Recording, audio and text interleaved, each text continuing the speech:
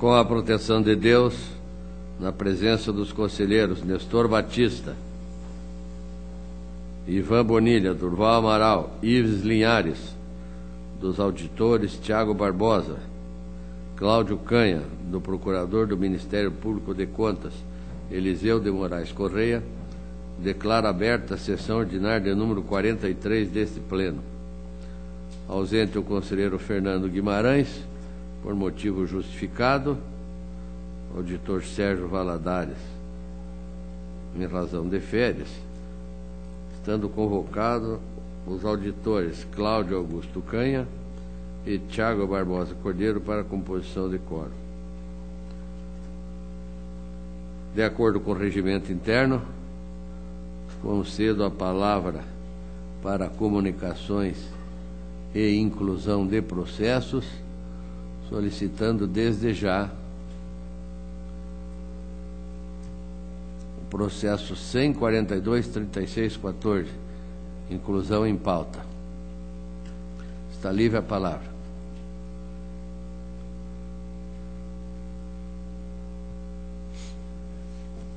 Conselheiro Nestor Batista.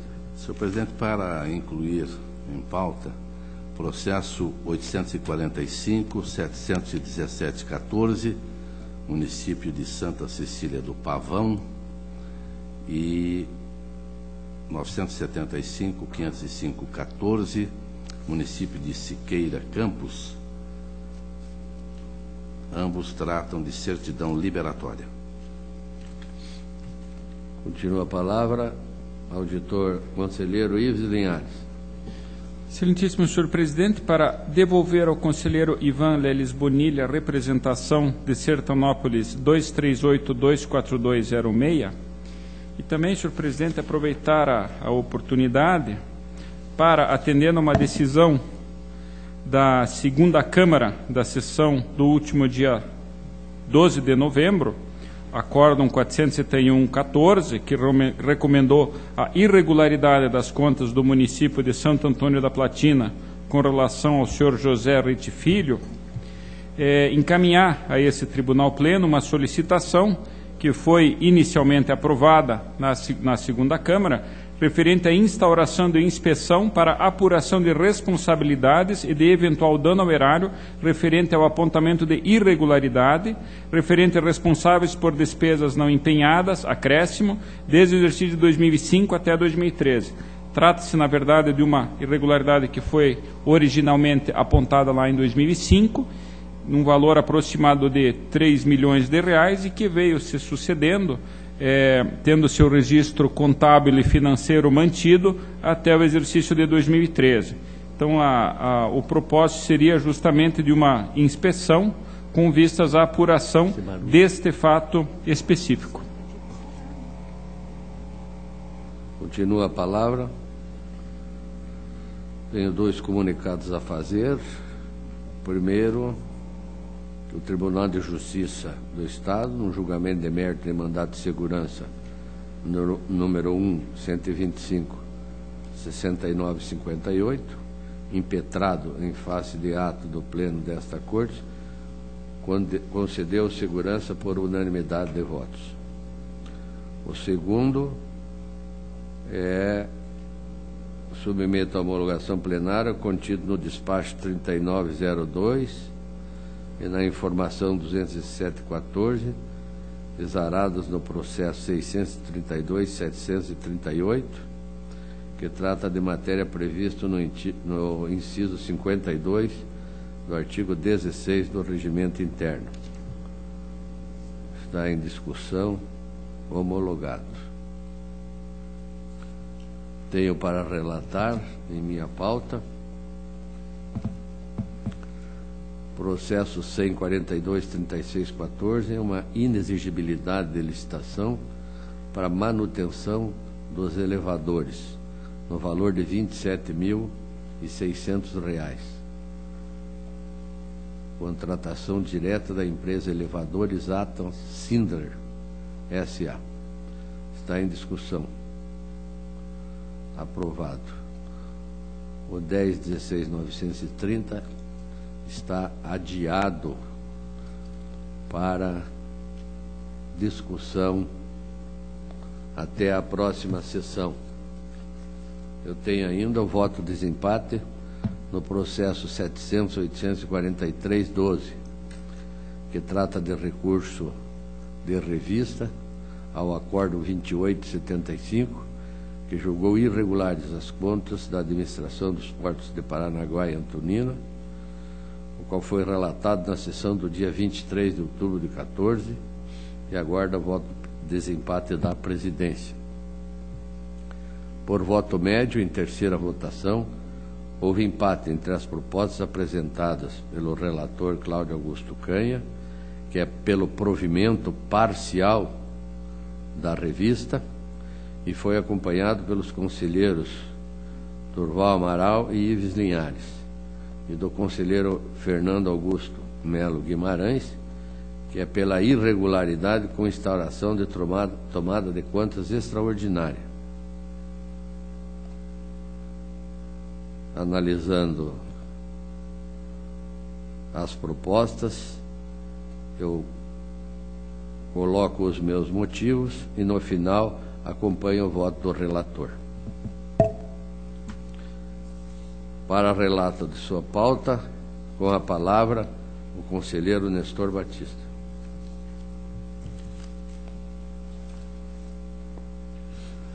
Senhor presidente e demais integrantes do plenário, peço permissão, senhor presidente, aos demais colegas, para fazer uma saudação muito especial a um amigo de juventude e que hoje é um nome internacional, o Levir Coupe, treinador do Clube Atlético Mineiro, campeão brasileiro, campeão da Copa do Brasil ontem, e pessoa que conheço, repito, desde a juventude, uma pessoa muito correta, muito séria e muito competente, o que só faz destacar a vida e o trabalho de um cidadão aqui do Paraná. Eu tenho o protocolo 174.319.13, município de Ponta Grossa, recurso de revista interposto, decisão da segunda Câmara, que concluiu pela irregularidade das contas de um convênio de número 9103. 03? Ou seja, está vagando nesse tribunal já há mais de 11 anos, senhor presidente, e eu não consigo me desvencilhar dele. Várias medidas foram propostas, transferências ou não de responsabilidades, enfim, retirada de pauta, e este processo volta hoje para esta pauta. Na realidade, o recurso é da gestão do senhor Péricles Holliben de Melo, foi prefeito em Ponta Grossa de 2000 a 2004, e o tribunal determinou devolução de valores para o senhor Péricles de Melo de R$ 1.550.411,92 e para o prefeito futuro de 2005 a 2008, 2009 e 2012, o restante dos recursos de um convênio de R$ 3.725.994.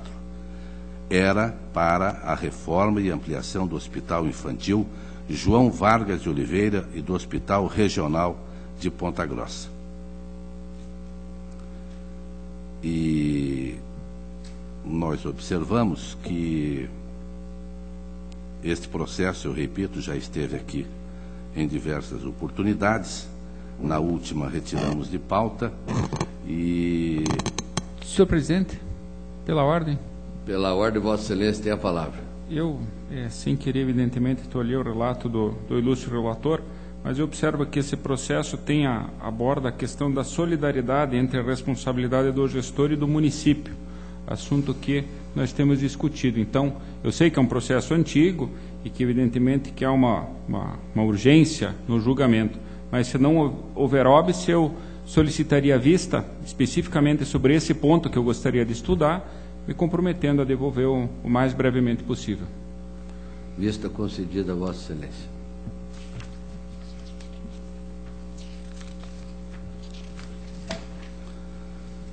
Protocolo 289, 216-11, recurso de revista interposto pela senhora Vera Alice Pazotti, pedido de rescisão com liminar ajuizado em face do acórdão 2148/2010 da Primeira Câmara, que negou o registro de vários atos admissionais em razão de problemas constatados no certame. O pedido rescisório foi indeferido, conforme acórdão 490-11, mantendo-se a decisão atacada. O interessado, município de Centenário do Sul, representado pela senhora Vera Alice Pazotti, prefeita à época, a qual manejou o presente recurso, sustentando novamente a nulidade do acórdão 2148-10, pela ausência de intimação do ex-gestor municipal Djalma Edgar Soares, uma vez que no decorrer da análise dos autos de admissão de pessoal, houve cerceamento de defesa. Reiterou ainda a ausência de má-fé e prejuízo ao patrimônio público, no intento de excluir a responsabilidade e as sanções impostas à prefeita. Assim, requereu a nulidade dos acórdãos 2148-10 da Primeira Câmara, 490-11 do Pleno e a procedência do pedido rescisório. Diretoria de Atos de Pessoal faz uma extensa análise pela improcedência do recurso. Ministério Público, da mesma forma, entende que o atual recurso não trouxe argumentos inovadores capazes de impactar a decisão exarada por este tribunal, confirmada em sede de pedido de rescisão. Assim sendo, faço lembrança da nossa lei orgânica, artigo 74, que repito aqui, falo das decisões do pedido de rescisão. Observo que não deve ser conhecido, pois argumentos trazidos à colação já foram analisados no acórdão 490-11 e, como bem observado pelo Ministério Público, a matéria ora trazida aplica-se a um recurso de revista que não foi manejado no tempo devido, levando o Executivo Municipal a lançar mão da ação rescisória, amparando-se na suposta violação de dispositivo.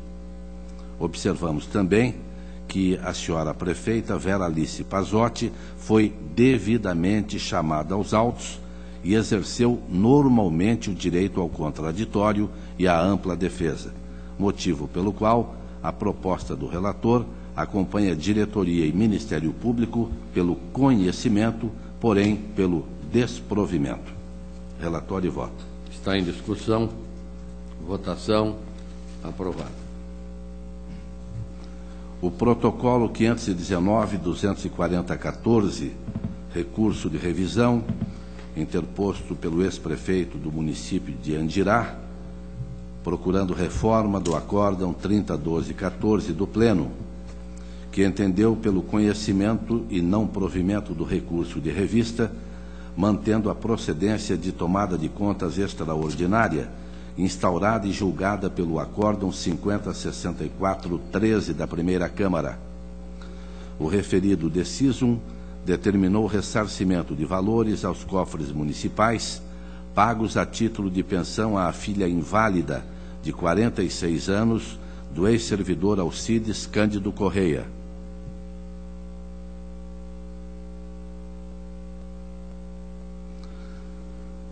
Ao oficiar nos autos, a Diretoria de Controle de Atos de Pessoal, através do parecer, pugnou pelo conhecimento e provimento do recurso para que a tomada de contas extraordinária seja considerada improcedente.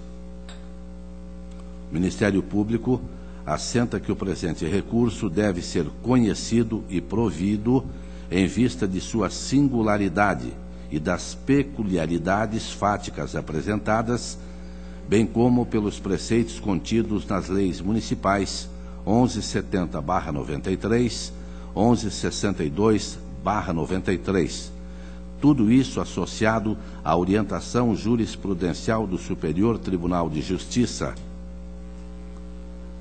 Agravo de instrumento 14.27.186, emenda encontrada às folhas 2, em 6/9/2012. Assim sendo, eu proponho a este plenário conhecimento e provimento da peça recursal e julgada improcedente a tomada de contas extraordinária. Relatório e voto. Está em discussão. Senhor presidente, eu gostaria de solicitar vista desse processo. Vista concedida. Protocolo 384.540.14, Companhia de Desenvolvimento Agropecuário do Paraná, exercício de 2013. Diretoria de Contas Estaduais propõe aprovação com ressalva ante a ausência de providências com relação a ações determinadas pelo Tribunal no Acórdão 2099-12 e no Acórdão 3866-12, bem como no 4540-13, para equacionar divergências apontadas no relatório de auditoria independente. O Ministério Público também se manifesta pela regularidade com ressalvas, e esta também é a proposta do relator. Está em discussão. Votação. Aprovado. Senhor presidente, Vossa Excelência pediu inclusão em mesa de dois processos. perfeito, senhor presidente. Protocolo 845.717.14, município de Santa Cecília do Pavão, solicitação de certidão liberatória, DCM aponta pendências de envio dos bimestres do sistema SINHA-M, demais unidades DAT, DEX e DICAP concluíram que não há impedimento. Ministério Público se manifesta também como a DCM pelo descumprimento da agenda, e a proposta do relator, conforme decisões que temos tomado nesse plenário, é pelo deferimento pelo prazo de 30 dias. Em discussão. Votação. Aprovado. Também o protocolo 975.505.14, município de Siqueira Campos, a DCM também, no mesmo sentido, não há o envio dos arquivos do SINHA-M, a diretoria de transferências pelo deferimento, Ministério Público também pelo indeferimento, e a proposta do relator acompanhando decisão anterior pela validade de 30 dias com deferimento. Em discussão. Votação. Aprovado. A pauta está atendida. Agradeço, Excelência. Esta presidência agradece Vossa Excelência. Senhor presidente, E, pela ordem, conselheiro Ives Linhares. pedindo escusa, senhor presidente, eu, no início da sessão, eu não solicitei a inclusão em pauta do processo 104.77.33.14, que trata de pedido de membro do tribunal. Então, eu aproveito essa oportunidade para solicitar a inclusão. Está deferido. Para relato de sua pauta, conselheiro Ivan Bonilha. Senhor presidente, demais integrantes dessa sessão de composição integral desse tribunal, de início eu faço referência,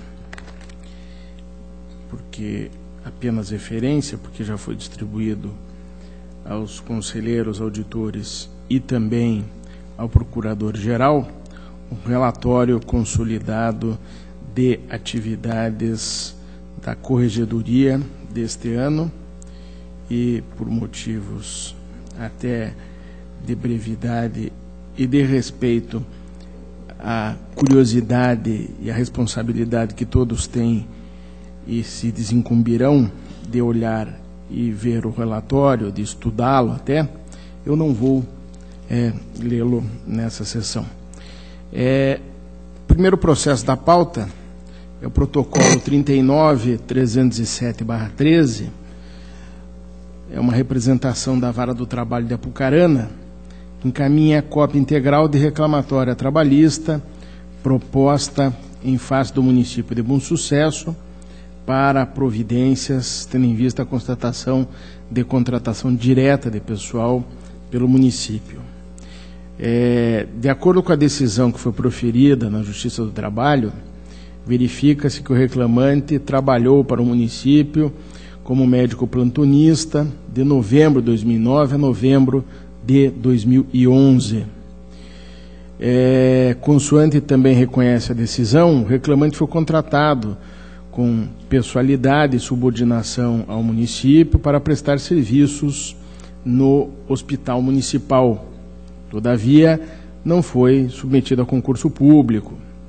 Desse modo, com amparo na jurisprudência sobre a matéria, o município foi condenado ao pagamento do saldo salarial referente a meses específicos do ano que trabalhou, um valor equivalente a R$25.000, bem como do fundo de garantia pelo período da contratação, num valor de R$9.600. O município interpôs recurso na Justiça do Trabalho, mas foi improvido este recurso e a DICAP, ao analisar a representação, opinou pela procedência, pela contratação que considerou em contrariedade à Constituição, com a aplicação da multa do 87.5A da Lei Orgânica ao gestor da época. O Ministério Público acompanhou essa opinião da DICAP, a representação evidente, como já insinua e aponta o relatório, é procedente, houve infração à regra do concurso, a despeito das alegações de terceirização contidas na contestação apresentada na Justiça do Trabalho, porque nestes autos desta representação aqui no tribunal sequer houve apresentação de defesa. Depreende-se da sentença, portanto, que o juízo constatou que havia pessoalidade e subordinação direta na relação do município e do reclamante, do médico plantonista. Confirmado o contrato, e o meu voto é pelo conhecimento e procedência da representação em face do ex-prefeito e, em consequência, determina a aplicação da multa administrativa do 87.5A no valor de R$ 2.901 ao gestor. Deixo de determinar a devolução dos valores, porque, ao que tudo indica, e não há outra afirmação, o médico se desincumbiu daquilo para o qual foi contratado. Não faria sentido, seria absolutamente desarrazoado determinar a devolução dos valores. E também deixo de determinar a devolução do FGTS, porque essa tem sido a interpretação desta Corte nestes casos. Enfim, o voto é pelo conhecimento e procedência da representação. Em discussão, votação, aprovado. Protocolo 23.8242/06, processo que foi devolvido no início da sessão pelo conselheiro Ivens Linhares. É uma representação encaminhada pelo Ministério Público desta Corte, que foi julgada. Na verdade, o caso aqui é o reconhecimento do provimento irregular de cargos em comissão no município de Sertanópolis, na Câmara e na Companhia de Desenvolvimento do município. E após duas intimações dos responsáveis para a comprovação do cumprimento da decisão, a DICAP e o MP opinaram pela aplicação da multa, porque não houve atendimento às diligências, determinações desta Corte. Para resumir, o município de Sertanópolis realizou juntada de novos documentos em 10 de novembro, portanto, após a inclusão do processo em pauta para aplicação de sanções em razão do descumprimento do que havia determinado essa Corte. Destaco que em 9 de outubro houve a primeira sessão de julgamento. O acórdão descumprido é do ano de 2008 e foram concedidas várias oportunidades para que o município demonstrasse o cumprimento. Senhor presidente, pela ordem. Pela ordem. Eu gostaria de pedir vista desse processo. Vista concedida. Okay. Protocolo 60, 8744/04. Também é uma situação muito similar, para não dizer apenas com troca dos cargos. Aqui no caso Sertanópolis eram médicos, aqui cargos comissionados de assessor jurídico. Também seria uma censura, uma sanção ao descumprimento por parte do município de Santo Antônio de Platina, que após a inclusão na pauta juntou documentos. Imagino que também, quem sabe, o conselheiro Durval Da mesma Amaral. forma. Vista concedida ao conselheiro Durval. Ok.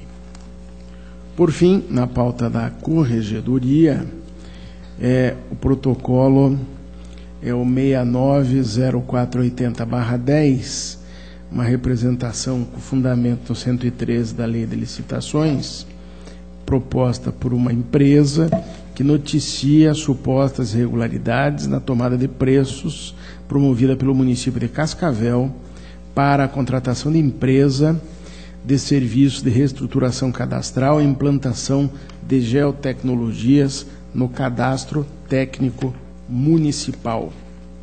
Segundo a representante, o instrumento convocatório exigiu documento não previsto na Lei de Licitações, pois previu como requisito para habilitação técnica a comprovação de que a proponente é certificada e autorizada pelo fabricante, a Bentley Systems, a prestar serviços técnicos na linha de produtos de geotecnologia desktop, como Bentley Map, Power Map, Power Civil, Bentley Descartes, MicroStation e Power Draft. A DCM considerou que a exigência de comprovação de certificação técnica e autorização pelo fabricante para prestar os serviços especificados não se insere dentro das exigências que possibilitam o artigo 30, que diz respeito à qualificação técnica. Ressaltou também que somente um proponente participou do certame, evidenciando possível restrição à competitividade. Ainda informou que, em 16 de dezembro de 2010, o município de Cascavel assinou o contrato com a empresa vencedora do certame, com vigência de 31 de dezembro de 2010 a 11 de julho de 2011, em virtude do exposto e considerando o exaurimento dos fatos, opinou pela procedência da representação com a expedição de recomendação ao município para que nos próximos editais evite impor exigência de comprovação de habilitação técnica por meio de certificação e autorização na forma aqui sublinhada como critério de habilitação, prestigiando a competitividade e isonomia nos certames licitatórios. O Ministério Público acompanhou estas conclusões da DCM e, preliminarmente, entendo que, ao contrário do que se alegou em sede de defesa, não existe qualquer nulidade em relação à citação dos representados. Ressalto que os avisos de recebimento aos ofícios de citação foram juntados aos autos. Ocorre que, na maioria dos casos, a juntada ocorreu posteriormente à manifestação dos representados. Demais, o comparecimento espontâneo das partes, pois todos os representados subscreveram a defesa, saneou qualquer ou eventual irregularidade em relação à citação. No mérito, ressalto que o objeto da representação limita-se à insurgência da parte representante quanto à exigência contida no edital, cujo objeto, já falei, era a contratação de serviços de reestruturação cadastral e implantação de tecnologias no cadastro técnico municipal, tendo que a existência de comprovação de certificação e autorização pelo fabricante para prestar serviços técnicos na linha de produtos de geotecnologia desktop revela-se indevida, conforme concluíram DCM e Ministério Público. A própria lei de licitações é clara no sentido de que, para a comprovação do requisito de habilitação referente à qualificação técnica, somente é possível exigir do licitante os documentos contidos no rol do artigo 30, que é taxativo. Entretanto, a exigência ora contestada de autorização e certificação do fabricante não encontra amparo no texto normativo. Ofenderia o que está imposto no artigo 3º, parágrafo 1º, inciso 1º da Lei de Licitações, bem como no 37, inciso 21.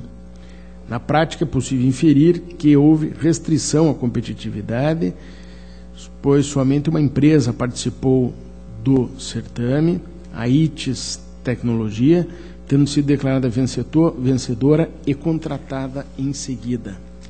Por outro lado, em consonância com a manifestação da DCM-MP, cabe ponderar que os serviços já foram prestados e que não houve demonstração de que os valores avançados estariam acima dos de mercado,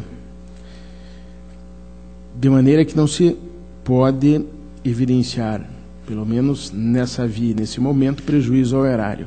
Sendo assim, deixe de aplicar sanções administrativas aos representados. Recomendo ao município providências futuras na questão. Diante do exposto, voto pelo conhecimento e pela procedência da representação em face do prefeito, nos termos que acabei de narrar. É um relatório e voto. Está em discussão. Votação. Aprovado. O outro processo da pauta, eu solicitaria adiamento, senhor presidente. Está adiado. O 77, 38, 40.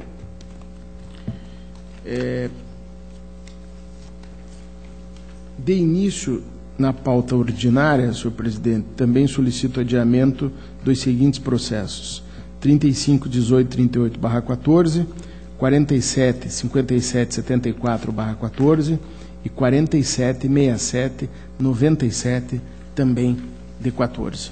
Estão todos adiados. Protocolo 549263/14 é um recurso de revista interposto pelo Ministério Público junto a esta Corte, em face de acordo da segunda Câmara, que determinou o registro do ato de aposentadoria da servidora Josefina Aparecida Barbosa, ocupante do cargo de assistente administrativo, junto à Assembleia Legislativa do Estado. Suas razões, o representante do Ministério Público defende a reforma da decisão recorrida com a consequente negativa de registro do ato de aposentadoria, recomendando a exclusão ad cautelam da verba decorrente de lei estadual em razão do questionamento acerca da sua constitucionalidade por meio de ação direta de inconstitucionalidade, que está no Supremo, aplicando-se, por conseguinte, a verba decorrente da lei imediatamente anterior que versa sobre o cargo em que se deu a aposentadoria, desde que esta, por sua vez, não padeça de inconstitucionalidade. A Assembleia foi intimada e apresentou contrarrazões. A DICAP, por sua opinião, foi pelo não provimento do recurso. O Ministério Público sugeriu o sobrestamento do processo até julgamento do mérito da ação direta de inconstitucionalidade que está no Supremo. Este é, sucintamente, o relatório. O recurso deve ser conhecido, mas no mérito não há como provê-lo. Consta do acordo recorrido o atendimento dos requisitos para a concessão da aposentadoria com base no artigo 3º da Emenda Constitucional 47. A questão controvertida refere-se à incorporação aos proventos da verba de representação decorrente da Lei 16.390/2010, cuja constitucionalidade está em julgamento perante o Supremo Tribunal Federal. Esta matéria já foi enfrentada por esta Corte, em grande parte dos processos de inativação provenientes da Assembleia, mais recentemente acórdãos desse ano, da lavra do conselheiro Fernando Guimarães, bem como do conselheiro Nestor Batista. restando assentado o entendimento de que, nestes casos, não existe motivo que obste, por hora, o registro do ato de inativação, considerando que a referida ação de inconstitucionalidade ainda está pendente de julgamento, não tendo sido concedida liminar, suspendendo a vigência e eficácia da lei estadual que estabelece a verba de representação aos servidores da Assembleia. Então, meu voto é pelo conhecimento e no mérito pelo improvimento do recurso. Está em discussão. Votação aprovada. Protocolo 210462, recurso de revista, também proposto pelo Ministério Público junto a esta Corte, em face de acórdão de parecer prévio, de relatoria do conselheiro Heinz Herwig, proferido na segunda Câmara desta Corte por maioria de votos, recomendou a regularidade com ressalva das contas do município de Maria Helena, relativo ao exercício 2007, em razão do resultado financeiro deficitário das fontes não vinculadas, em 7,42%. Nas razões recursais, o recorrente pugnou pela reforma do acórdão, para o fim de se julgar irregulares as contas, nos termos da proposta de voto apresentado pelo auditor Tiago Barbosa Cordeiro, ao argumento de que teriam sido contrariados os precedentes desse tribunal, que revelam a presença de índices negativos de até 5% quando associados ao superávit do exercício seguinte. Devidamente intimado, o gestor não apresentou contrarrazões, DCM, através da instrução, opinou pelo provimento do recurso por entender que a ocorrência objetiva de resultado financeiro deficitário das fontes não vinculadas deve ser tratada como irregularidade. O Ministério Público acompanhou essa opinião técnica. Sessão do Tribunal Pleno de 13 de junho de 2013, os autos foram retirados de pauta e encaminhados novamente à DCM para avaliação dos motivos que ensejaram o déficit e, na medida do possível, qualificação dos gastos que redundaram em tal situação. Por intermédio de instrução, a DCM apresentou os esclarecimentos solicitados, ratificando ao final opinativo pelo provimento do recurso. O Ministério Público, mediante parecer, corroborou os termos da peça recursal e as instruções da DCM. Através do despacho, então o relator, conselheiro Fernando Guimarães, determinou a redistribuição dos autos ante a constatação de que teria atuado como relator durante parte da fase de instrução do processo originário de prestação de contas. É o relatório. Preliminarmente, observo que o recurso preencheu os requisitos de admissibilidade previsto no 477 do regimento, razão pela qual merece ser conhecido.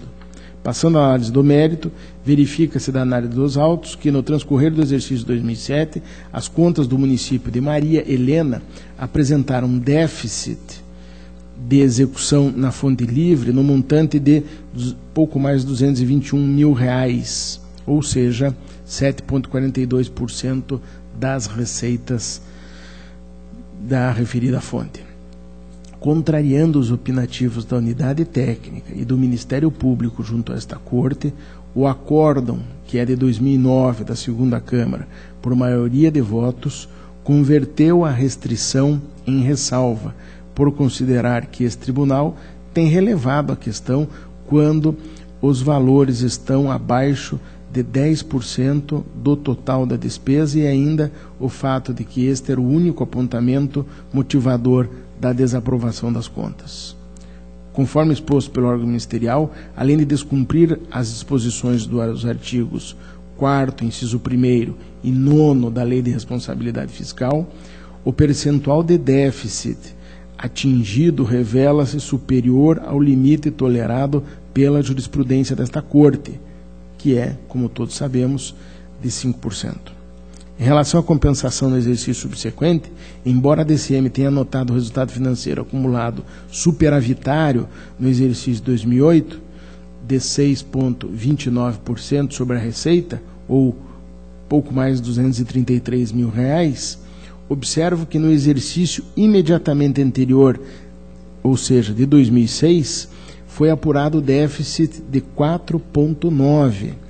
Situação que afasta a conclusão de restabelecimento do equilíbrio fiscal. Importante ainda considerar as informações adicionais prestadas pela DCM, esclarecendo que os motivos que ensejaram o déficit referiram-se a gastos normais da administração municipal, não se confirmando também as alegações apresentadas pela defesa por ocasião da instrução do processo de prestação de contas, no sentido de que o cálculo não teria considerado superávites de outros exercícios e cancelamentos de restos a pagar, concluindo a unidade técnica que o déficit poderia ter sido evitado com uma gestão fiscal responsável que observasse a Lei de Responsabilidade Fiscal.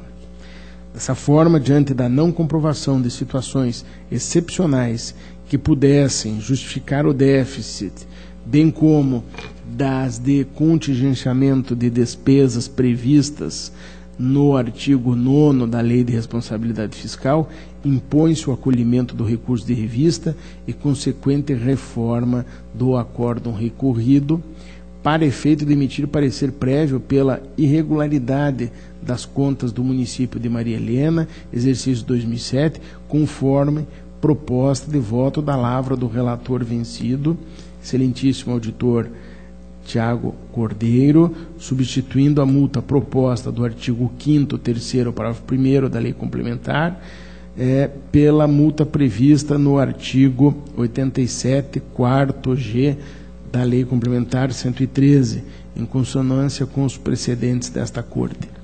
Então, o meu voto é pelo conhecimento e, no mérito, pelo provimento do presente recurso para efeito de reformar o acórdão, emitindo parecer prévio pela irregularidade das contas do município de Maria Helena, exercício 2007, em razão do resultado financeiro deficitário de 7,42, aplicando ao gestor a multa do 87.4G da lei complementar. É um relatório com o voto. Está em discussão. Senhor presidente. Para discutir, o auditor Cláudio Canha. Senhor presidente, eu olhei os autos e verifiquei que a DCM, como tem feito normalmente, ela aduz que há um desrespeito ao artigo 9º e ao artigo 13 da Lei de Responsabilidade Fiscal e que isso é caracterizado pelo déficit das fontes livres. Eu não vejo como esse resultado tem algum nexo de causalidade com a conduta imposta ao gestor. Em tese é porque não cumpriu o artigo 9º e o artigo 13, mas isso não fica devidamente demonstrado nos autos, mesmo após o cuidado do relator em ter promovido a nova oitiva da unidade técnica. A unidade técnica apenas insistiu em dizer que normalmente opina pela irregularidade quando há um déficit financeiro das fontes livres. Eu entendo que é o ônus da unidade técnica demonstrar que houve descumprimento do artigo 9º e do artigo 13, para que se faça devidamente a responsabilização, olhando-se a conduta, o nexo de causalidade com o resultado. E, em função disso, eu vou apresentar uma proposta divergente pelo desprovimento de recurso, mantido o parecer prévio pela regularidade das contas de Maria Helena, mas com fundamentação diversa do que foi colocado na decisão recorrida. Nós temos a proposta do ilustre relator, o conselheiro Ivan Bonilha, que é pela procedência, pelo provimento do recurso, para o fim de declarar irregular, o parecer prévio ser pela irregularidade das contas. Certo. O exercício é 2007. Continua em discussão. Na votação, tenho duas propostas, então, pelo desprovimento e irregularidade, pelo auditor Cláudio Canha, pelo provimento e irregularidade do conselheiro Ivan Bonilha. Conselheiro Nestor Batista. Senhor presidente, apenas lembrar que em alguns votos anteriores do conselheiro Durval Amaral, do doutor Ivens e mesmo eu proferi aqui, nós levamos em conta as desonerações trazidas pelo governo federal, que muitas vezes foram causadoras de grandes déficits. Não é este caso de 2007 no município de Maria Helena, motivo pelo qual eu vou acompanhar o relator. Conselheiro Durval Amaral. Com o relator. Conselheiro Ives Linhares. Eu acompanho o relator, senhor presidente, apenas para encaminhar. Eu entendo que seria o ônus do gestor comprovar que ele não teria deixado de atender aos artigos 9 e 13 da nossa Lei de Responsabilidade Fiscal. Com o relator. Auditor Tiago Barbosa. Com o relator. Por 5 votos a 1, prevalece, então, a proposta do senhor relator, que continua com a palavra. Por fim, senhor presidente, o protocolo é o 370433/14, prestação de contas anual do Fundo Estadual para a Infância e Adolescência, exercício 2013. E após a publicação do acórdão, presidente, observei que constou da parte dispositiva que as contas seriam do Paraná Turismo, de responsabilidade até de outro gestor, de outra gestora, quando na verdade são do Fundo Estadual da Infância e da Adolescência. Tendo em vista a ocorrência desse erro material, com fundamento no artigo 471 do Regimento, no seu parágrafo único, voto pela retificação do acórdão 6466/14 para que passe a constar do dispositivo a seguinte redação: julgar regulares as contas do Fundo Estadual para Infância e Adolescência, exercício 2013, de responsabilidade de Fernanda Bernardi Vieira Richa, nos termos do artigo 16, inciso 1º da Lei Complementar 113. Era essa a retificação de acórdão que apresento. Está em discussão. Votação aprovada. Agradeço, senhor presidente, era o que tinha para a tarde.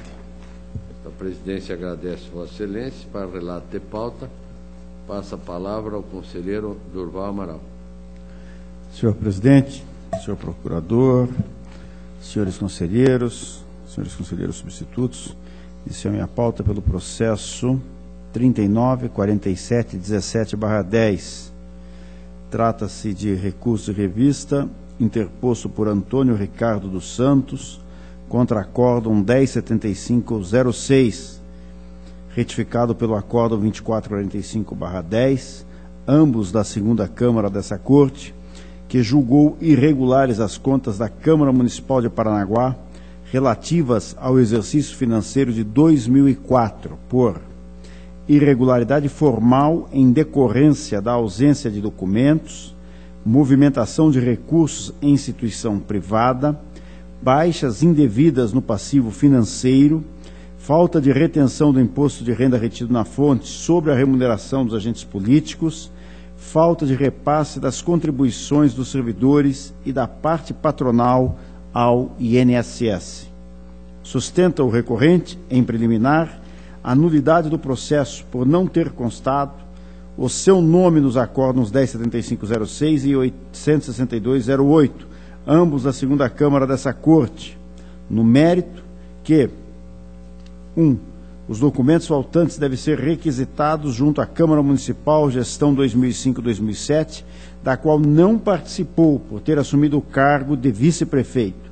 2. Houve autorização legislativa, medida provisória número 219170, para a movimentação de recursos em instituições privadas. 3. A inconsistência dos relatos efetuados pelos técnicos da DCM ante a inexistência de baixa indevida no passivo financeiro. E 4. A desobrigação do recolhimento do IRRF dos agentes políticos, deixando de se manifestar sobre a falta de repasse da contribuição patronal e dos servidores aos INSS. O recurso foi recebido pelo acórdão 2445/10, segunda Câmara, que reconheceu e decretou a nulidade do acórdão 86208, segunda Câmara, em razão da ausência de intimação do recorrente, ordenando sua correção e, posteriormente, encaminhando à Diretoria de Contas Municipais e ao Ministério Público de Contas para a manifestação. em detalhada análise das razões recursais, a Diretoria de Contas Municipais opina pela rejeição da preliminar de nulidade processual pela ausência de intimação diante da correção efetuada pela decisão recorrida e, no mérito, pelo parcial provimento do recurso para afastar a irregularidade relativa à movimentação de recursos em instituição financeira privada, mantendo-se as demais por não terem sido apresentados qualquer comprovação ou justificativa que as afastassem. O Ministério Público corrobora integralmente a instrução da unidade técnica.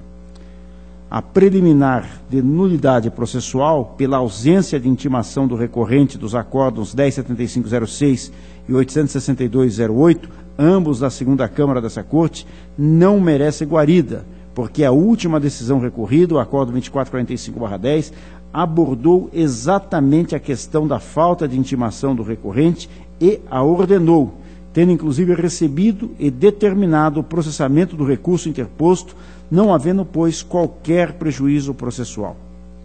No mérito, o recurso deve ser conhecido e merece parcial provimento.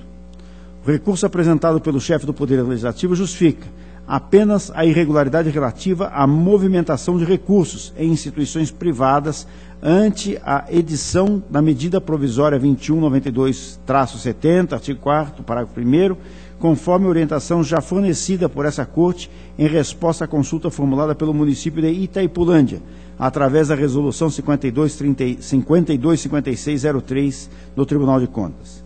Não se presta, porém, a justificar a irregularidade formal em razão da ausência de documentos cuja responsabilidade era sua como ex-gestor. 2. As baixas indevidas no passivo financeiro que caracterizam a apropriação indevida de recursos de terceiros. 3. A falta de retenção do imposto de renda retido na fonte sobre a remuneração dos agentes políticos, que ultrapassam o limite de isenção. E 4. A falta de repasse das contribuições dos servidores e da parte patronal ao INSS sem qualquer justificativa ou abordagem nas razões de recurso, tudo na forma apontada pela DCM. Assim, acompanhando as manifestações, voto pelo conhecimento do recurso revista, ora apreciado, e dou-lhe parcial provimento para afastar a irregularidade relativa à movimentação de recursos em instituição financeira privada, mantendo-se no mais a aludida decisão que julgou pela irregularidade das contas da Câmara Municipal de Paranaguá em razão das anomalias antes mencionadas. É o relatório e voto. Está em discussão. Votação aprovada. Processo número 90.0862/13. Trata-se de recurso de revista interposto pelo Ministério Público de Contas contra a decisão consubstanciada no acórdão 4.722/13 da segunda Câmara dessa Corte, que determinou o registro da aposentadoria da servidora Roseli Ribeiro de Camargo, no cargo de professora, docência de 5ª a 8ª séries do município de Londrina. Sustenta o recorrente, em síntese, que a forma de cálculo dos proventos da servidora deveria considerar a última remuneração percebida, uma vez que a aposentadoria se fundamentou no artigo 6º da Emenda Constitucional 4103, não podendo ser considerada a média aritmética das remunerações recebidas com base na Lei 10.887 de 04, embora a servidora tenha cumprido carga horária variável entre 20 e 40 horas semanais. A ADCAP opinou pelo desprovimento do recurso, por entender que o tratamento dado pela decisão recorrida é o mais consentâneo em reverência ao princípio da contributividade. O Ministério Público de Contas opinou pelo provimento do recurso, alegando que o valor dos proventos de aposentadoria deve corresponder à remuneração do cargo efetivo ocupado pela servidora, na forma preconizada pelo artigo 6º da Emenda Constitucional 4103. O recurso não merece prosperar, porque a respeitável decisão recorrida está em consonância com o entendimento dominante nessa Corte, segundo o qual a solução adotada pelo município de Londrina, embora não seja a ideal, atende aos princípios da razoabilidade e da contributividade, não acarretando prejuízo aos servidores ou ao ente previdenciário. Realmente, em recente julgamento de recurso de revisão interposto pela mesma entidade, em que se discutiu idêntica questão, essa Corte decidiu, aspas, recurso de revisão, artigo 486, inciso 3 do Regimento Interno, aposentadoria, proventos fixados com base na média aritmética das remunerações, conhecimento e provimento. No caso dos autos, fecha aspas, no caso dos autos, a servidora desempenhou quase a totalidade de sua vida funcional sob o regime de 20 horas semanais, tendo contribuído para o regime de 26 horas somente nos últimos 2 anos. Neste caso, se a inativação fosse concedida com proventos correspondentes à sua última remuneração, estar-se-ia ferindo o princípio da razoabilidade e da contributividade, com um evidente prejuízo ao ente previdenciário. Se, ao contrário, houvesse a contribuição para a jornada de 26 horas durante a maioria da vida funcional da servidora e apenas nos 2 últimos anos para o regime de 20 horas, haveria igualmente ofensa aos referidos princípios, com manifesto prejuízo à servidora. Portanto, a edição da Lei Municipal 11.94/13, que regulamentou a remuneração dos servidores com jornada de trabalho variável 49/13, procurou compatibilizar o princípio contributivo com as disposições constantes do artigo 6º da Emenda Constitucional 4103. Esse entendimento, aliás, foi reafirmado no recente Acórdão 5368/14 do Pleno dessa Corte, que teve como relator o ilustre conselheiro Fernando Guimarães. Logo, não há qualquer razão para a modificação da respeitável decisão aguerreada, cujo entendimento está consentâneo com a dominante nesta Corte. Assim, acompanhando a manifestação da DICAP, voto pelo desprovimento do recurso em vista, mantendo-se a respeitável decisão recorrida pelos seus jurídicos e legais fundamentos. É o relatório e voto, senhor presidente. Ele está em discussão. Votação para discutir. Senhor Procurador-Geral. Senhor presidente, senhores conselheiros, senhores conselheiros substitutos que aqui se fazem presentes, o que é curioso nesse caso de Londrina, eminente relator, é o fato de que está se criando uma nova modalidade de aposentadoria totalmente dissonante com as regras constitucionais. Se esse procedimento fosse submetido ao Supremo Tribunal Federal, com certeza declararia esta hipótese de aposentadoria inconstitucional, porque ela foge dos parâmetros fixados no artigo 40 da Constituição Federal, que é o regime padrão para as aposentadorias.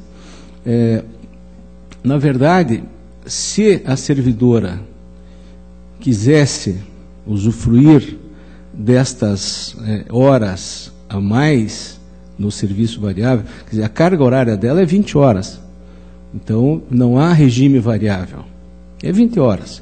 Se ela trabalhou 6 horas a mais, provavelmente tenha sido por determinação ou de comum acordo com o município para fazer essas 6 horas extras a mais, não é? De modo que não é a última remuneração que é a determinável para a aposentadoria, mas sim a remuneração no cargo efetivo, não é? Remuneração no cargo efetivo é a remuneração do regime de 20 horas que esta servidora se presta. O Tribunal de Contas, recentemente, julgando a revisão do pré-julgado 7, entendeu que estas verbas de natureza transitória, como é o caso das horas extras, uma vez que tenha havido contribuição, ela pode ser incorporada aos proventos de forma proporcional ao tempo de contribuição que houve. No caso aí foi informado que são 2 anos, não é, que ela teve esse regime de 26 horas. O que, na verdade, eu chamaria de esdrúxulo até, é a servidora optar pelo artigo 6º da Emenda 41, não é? Que é a opção pela remuneração no cargo efetivo, com um regime de paridade aos da ativa, não é? E ela receber os proventos com base na média que é um regime que, na verdade, ela poderia optar, né, que é o regime normal do artigo 40, sem esta regime de transição do artigo 6º, ocasião em que ela poderia, então, ser remunerada pela média, só que desvinculada do cargo efetivo. Não é? É fixado o valor pela média das contribuições e, a partir da média das contribuições, fixada no ato de concessão da aposentadoria, ela teria as revisões fixadas por lei, não é? Na forma do artigo 40, parágrafo 8º e 17. De modo que eu chamo a atenção porque, na verdade, o tribunal está convalidando um regime misto de aposentadoria que não encontra base constitucional. Não se pode, se a Constituição determina, através do artigo 6º da emenda, que os proventos fixados, quando a opção for pelo artigo 6º, é a remuneração no cargo efetivo, não é? Não pode o tribunal dizer, não, a remuneração vai se dar pela média em razão da razoabilidade ou da proporcionalidade, não é? Se há a opção do servidor pela média, ele vai optar pelo artigo 40 e um dos parágrafos ou incisos, não é? De modo que eu só gostaria de chamar a atenção, não é? Da relevância desses precedentes que estão sendo criados pelo tribunal, não é? Não tenho dúvida que nós estamos aqui criando um regime misto, não é? Que não tem guarida nas normas constitucionais nem nas emendas. É o meu modo de ver, né? Eu só gostaria de expressar isso.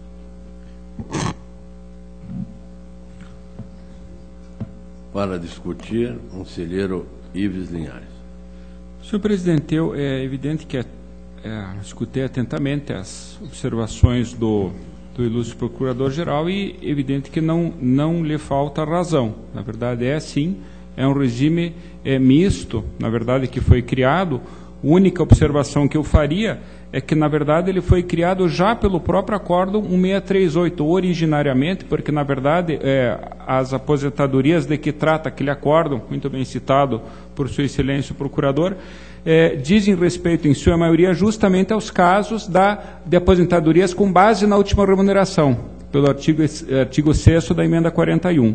E, na verdade, o que se buscou com esse entendimento do prejulgado foi justamente um atendimento ao princípio da contributividade, uma vez que, em grande medida, os servidores municipais e estaduais, indistintamente, têm recebido gratificações variáveis no decorrer da sua vida funcional. Sobre essas gratificações tem incidido contribuição previdenciária, o que tem se feito, e na verdade eu acho que a metáfora utilizada pelo procurador é absolutamente apropriada, é uma figura mista entre o que diz o artigo 6º, ou seja, a base sendo a última remuneração, acrescida das vantagens temporárias, observando-se o período de contribuição. Isso Paraná Previdência, em grande parte os municípios também fazem. É bem verdade que sobre isso há um recurso extraordinário em julgamento no Supremo e que, com efeito geral, e que ainda está pendente de julgamento, onde efetivamente será decidida essa questão. Mas, por hora,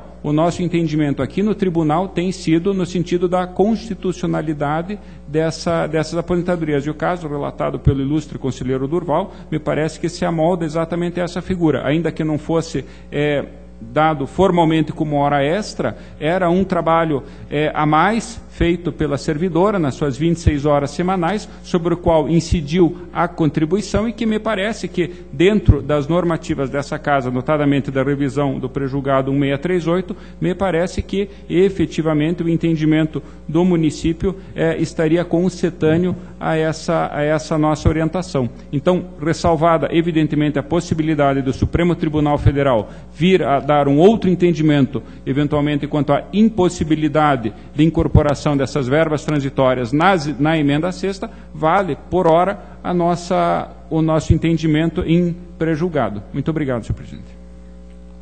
O senhor relator gostaria de... Não, só agradecendo as manifestações, tanto do procurador quanto do conselheiro Ivens, e dizendo que para manter realmente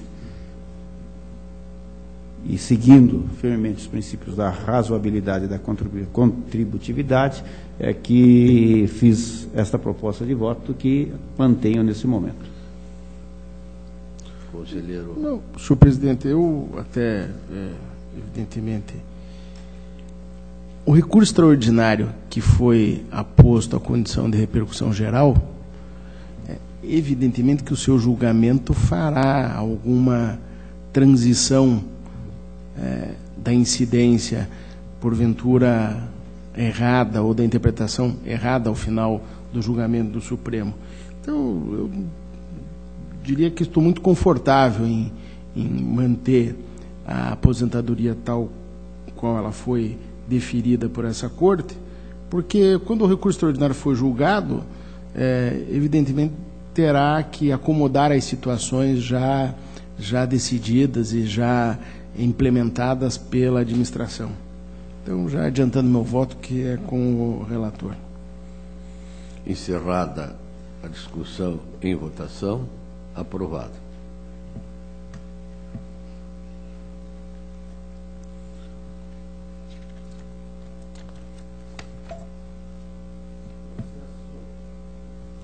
Processo número 57.4493/13.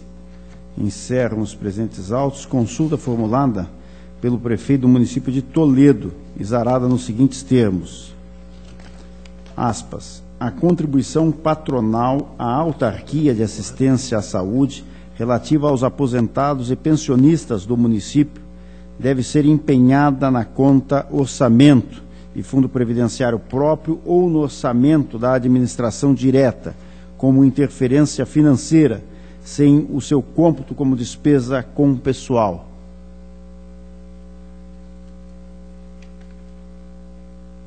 Senhor presidente, eu pretendo responder uma consulta, mas estou verificando que talvez não tenhamos quórum.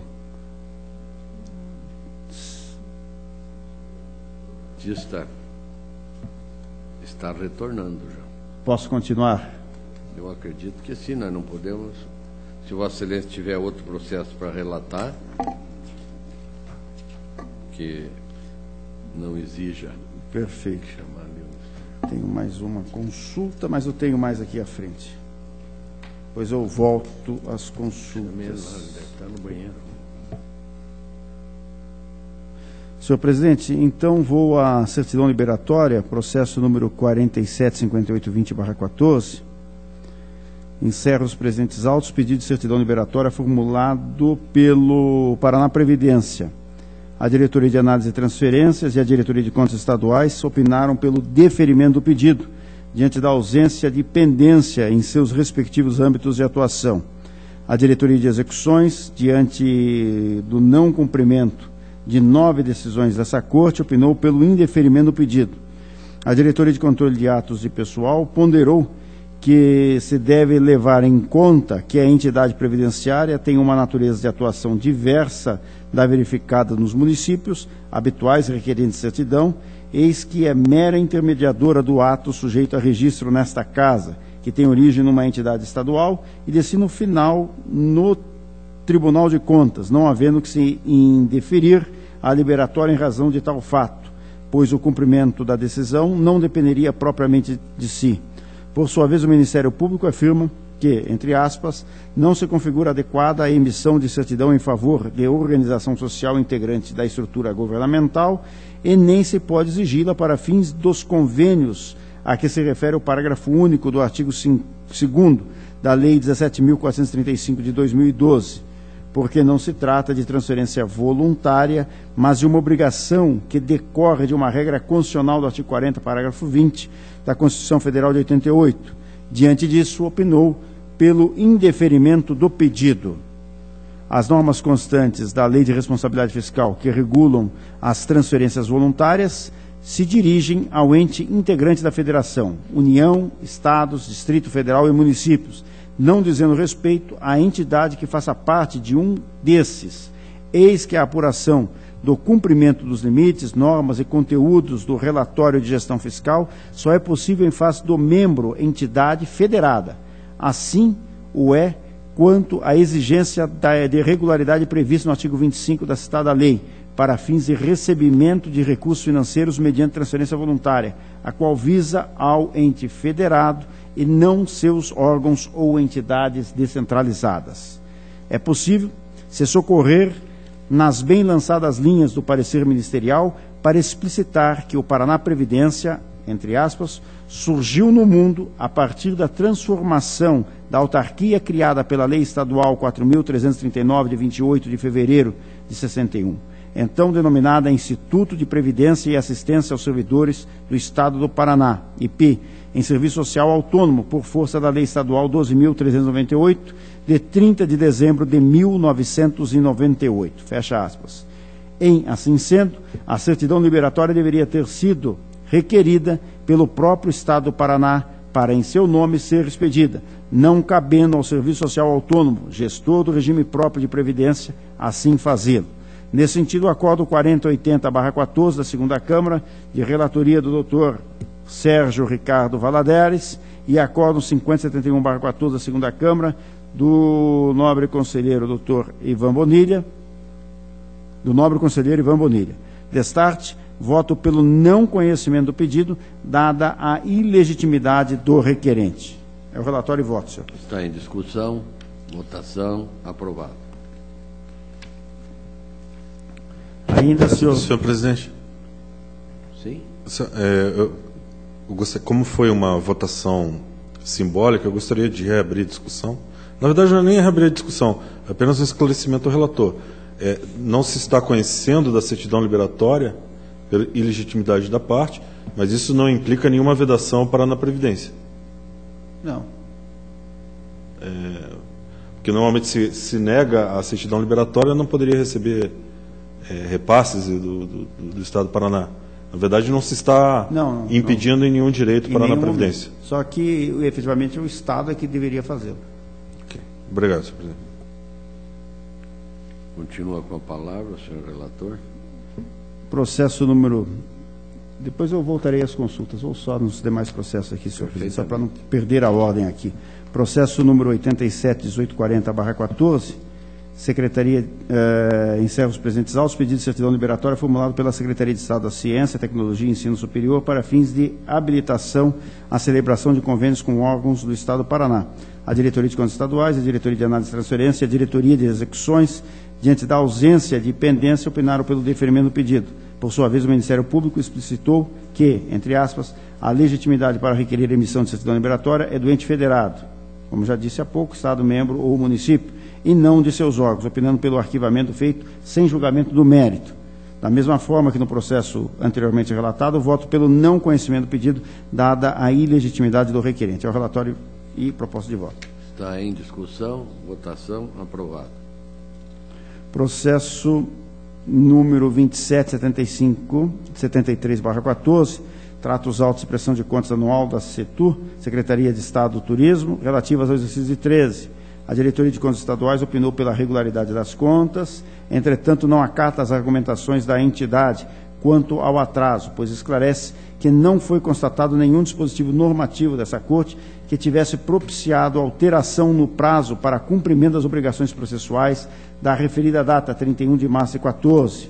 Fato esse que não alberga a protocolização extemporânea realizada pela entidade, mantendo dessa forma seu opinativo pela indicação da multa administrativa. O Ministério Público não se opôs às conclusões da unidade técnica, opinando pela regularidade das contas, sem prejuízo da aplicação da multa respectiva. Observa-se que as dificuldades de cumprimento do prazo de entrega da PCA pela Secretaria de Estado de Turismo se deram por possível falha técnica quando da remessa dos referidos dados. Ocorre que, em consideração às informações ventiladas pelo jurisdicionado, de que o mesmo tinha comunicado a referida situação ao tribunal, constatou-se através do histórico de identificação no sistema de recebimento de dados da Diretoria de Tecnologia da Informação, 2 tentativas de conclusão de autuação da presente prestação de contas anual, no dia 31 de março de 2014, por parte da Secretaria de Estado do Turismo, ambas frustradas pelo fato de contas ter enfrentado realmente um congestionamento. Tal situação corrobora parcialmente a tese da entidade. Todavia, é possível se depreender que o jurisdicionado concorreu para o referido congestionamento, por ter deixado para o último dia o momento do envio da referida PCA, sendo que na mesma data, e não obstante tal situação excepcional relatada, outras 92 entidades conseguiram remeter com sucesso suas prestações de contas. Assim, a medida mais escorreita a ser adotada no presente caso, considerando os identificadores eletrônicos acima consignados, é afastar a presente multa e recomendar ao jurisdicionado que envide esforços para proceder à remessa tempestiva das futuras prestações de contas, evitando que tal situação se repita. Ante o exposto, voto pela regularidade das contas com recomendação. É o relatório e voto. Está em discussão. Votação. Aprovado. Processo número 38.1893/14 tratam os autos de prestação de contas anual da UEM, Universidade Estadual de Maringá, relativo ao exercício de 13. A Diretoria de Contas Municipais do Ministério Público conclui pela regularidade das contas e, nesse sentido, também é a proposta do relator, pela regularidade. Está em discussão. Votação. Aprovado. Agora sim, respondendo às consultas, na verdade tenho duas, mas vou iniciar pelo processo número 57.4493/13. Senhor presidente, eu ouvi os autos e tenho dúvidas quanto ao... Então, para abreviar, não fazer que o relator relate e depois eu peça vistas, vou adiantar o pedido de vistas de ambas as consultas, senhor presidente. Vista concedida ao ilustre auditor de ambos os processos, 57.4493, 87.3083. Minha pauta está atendida, senhor presidente, agradeço. A presidência agradece Vossa Excelência e passa a palavra ao conselheiro Ives Linhares. Excelentíssimo senhor presidente, demais integrantes deste tribunal pleno, eu tenho apenas o processo que solicitei inclusão em mesa na pauta dessa sessão, é o 104.7733/14, trata de pedido de férias do ilustre conselheiro Fernando Augusto Melo Guimarães, de 60 dias, referentes ao exercício de 2014, para serem gozadas a partir de 23 de fevereiro de 2015. Todas as manifestações são favoráveis e esse também é o voto, senhor presidente. Está em discussão. Votação. Aprovado. Era o que constava, agradeço. A presidência agradece Vossa Excelência e passa a palavra ao auditor Tiago Barbosa. Senhor presidente, eu tenho um processo que se encontra adiado e assim gostaria que permanecesse. A presidência agradece e passa a palavra ao auditor Cláudio Canha. Obrigado, senhor presidente. O processo que eu tenho em pauta está em condições de ser relatado, é o recurso de revista 475.456/14, de servidora inativa desta corte, a senhora Lucimara Schneider, contra acórdão da primeira Câmara, que indeferiu o pedido de conversão em pecúnia de licenças especiais não gozadas. E eu já havia feito o relato, antes do pedido de vista do conselheiro Ivan Bonilha, e tomando por paradigma acórdão 4.940/14 deste Tribunal Pleno, de outubro passado, deferindo a conversão em pecúnia de licenças especiais, entre outras decisões citadas no voto escrito, e em função disso eu entendo pelo conhecimento e provimento, deferindo-se ao pedido de conversão em pecúnia das licenças especiais não usufruídas. Em discussão, eu gostaria de esclarecer que o tribunal ele defere pedido de conversão em pecúnia quando a licença não gozada é por interesse da administração da casa, e não quando não há a comprovação